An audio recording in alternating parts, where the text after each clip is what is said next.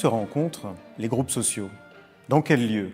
L'église, le bac, c'est-à-dire les barges sur lesquelles les Hollandais se déplacent le long des canaux, ces autoroutes du XVIIe siècle, ou bien les auberges.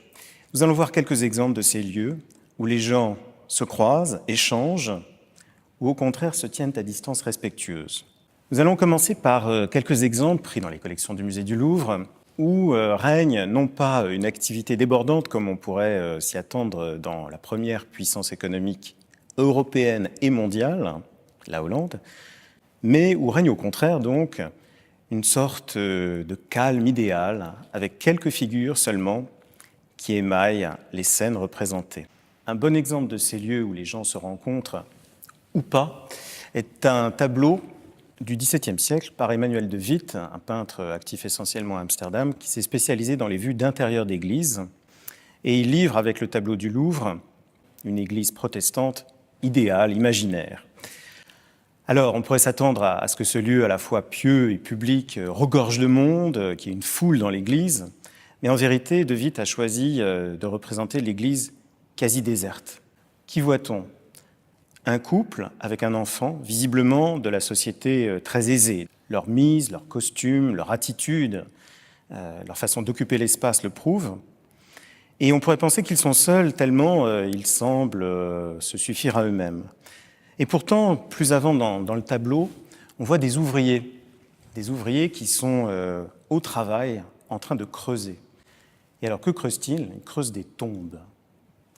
Des tombes pour les familles privilégiées d'Amsterdam qui avaient le droit de se faire enterrer à l'intérieur d'une église. Les distances sociales sont préservées, les ouvriers dans l'ombre, le couple, la famille aisée et même patricienne dans la lumière, au premier plan. Et on pourrait même dire que les hiérarchies sociales sont sanctionnées par le tableau.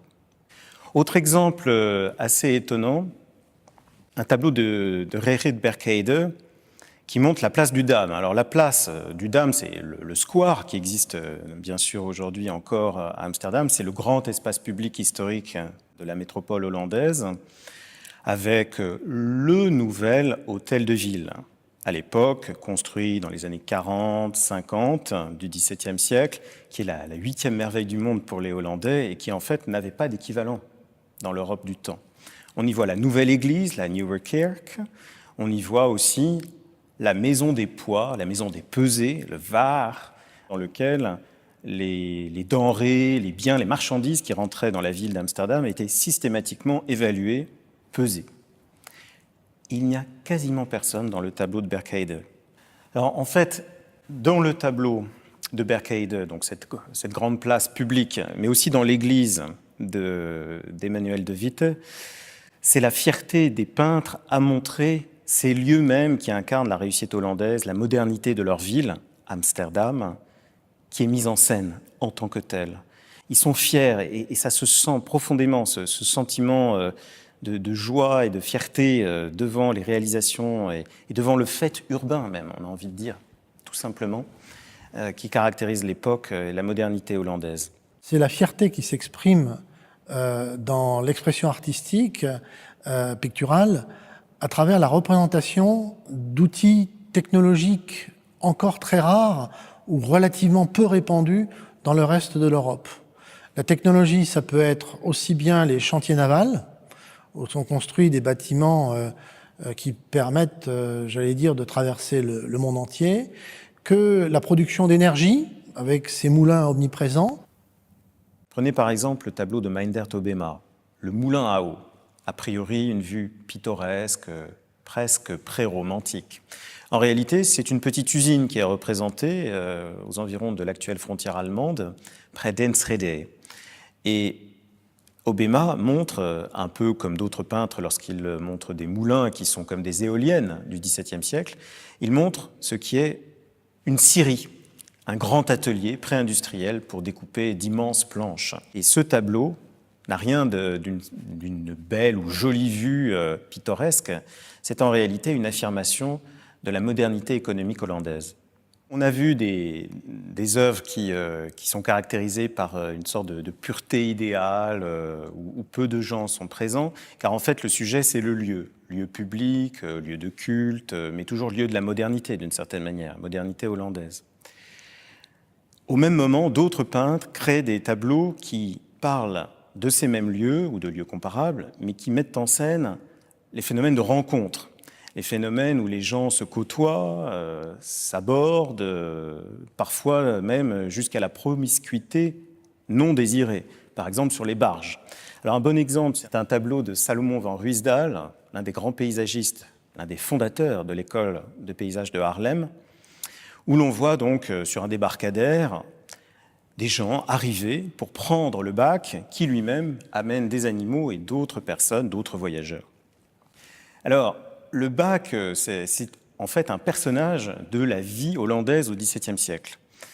Les canaux sont comme les autoroutes du XVIIe siècle. Il y a vraiment cette idée de modernité, de facilité, de mise en réseau du pays. C'est un pays en réseau. C'est tout à fait fascinant encore aujourd'hui de voir à quel point c'était précurseur.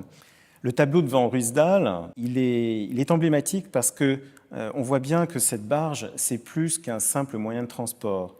C'est un lieu de mixité sociale, un lieu où les gens sont pressés les uns avec les autres, les uns contre les autres. Et au même moment, on sent que les hiérarchies sont respectées. On voit les gens se tenir chacun à sa place. Alors un dernier tableau qui est symptomatique de ce phénomène des rencontres, illustré par les peintres hollandais du XVIIe siècle, c'est un paysage de format moyen par Isaac van Ostade, l'un des peintres souvent qualifiés de pittoresques de la Hollande du XVIIe siècle, parce qu'il a peint beaucoup de paysans, de scènes de paysans, de tavernes. Et alors justement, le Louvre possède l'une de ces tavernes, enfin l'une de ces vues d'auberges devant lesquelles les voyageurs s'arrêtaient pour se reposer, donner à manger aux chevaux, aux animaux et échanger.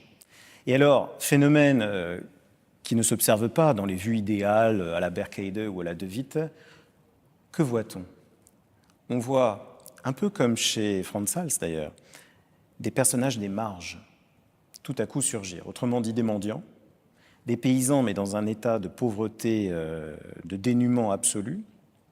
Alors bien sûr, le peintre ne les montre pas forcément pour dénoncer un état social, une hiérarchie inégalitaire, mais il les observe et dans son souci de restitution de la réalité, il les montre, il les dépeint. Pour quelle raison y a-t-il en fait tellement de représentations de ces lieux où les Hollandais, ou les étrangers d'ailleurs, se rencontrent? Alors, le premier point, bien sûr, c'est le succès économique, le fait que la Hollande, c'est l'entrepôt du monde. Donc évidemment, il y a un afflux de gens, un afflux de marchands étrangers, très lointains, parfois qui viennent d'Orient, jusque dans Amsterdam. Et au même moment, autre facteur, la Hollande est un lieu de refuge. Refuge politique, refuge religieux. Les Huguenots, par exemple, qui fuient Louis XIV à la fin du XVIIe siècle, vont en Hollande et nomment la Hollande entre eux le grand refuge.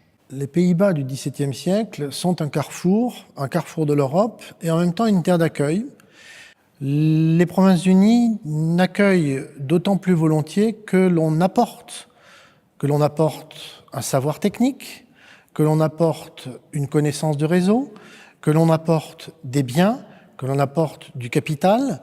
Puis dans certains cas, quand on appartient à la noblesse d'autres pays d'Europe, y compris la noblesse la plus classique, je pense au futur empereur Pierre Ier, qui décide de venir à Amsterdam pour apprendre le métier de charpentier, alors qu'il va devenir tsar, c'est aux Pays-Bas qu'il vient apprendre, et c'est nulle part ailleurs. Et sur les chantiers où on ne le connaît pas. Le poids économique, le brassage économique et puis la tolérance hollandaise, qui permet l'accueil de tous ces réfugiés, ont certainement favorisé ces scènes de rencontres et cette extraordinaire efflorescence artistique qui, combinée avec la qualité des tableaux, nous a laissé un héritage tout à fait inédit.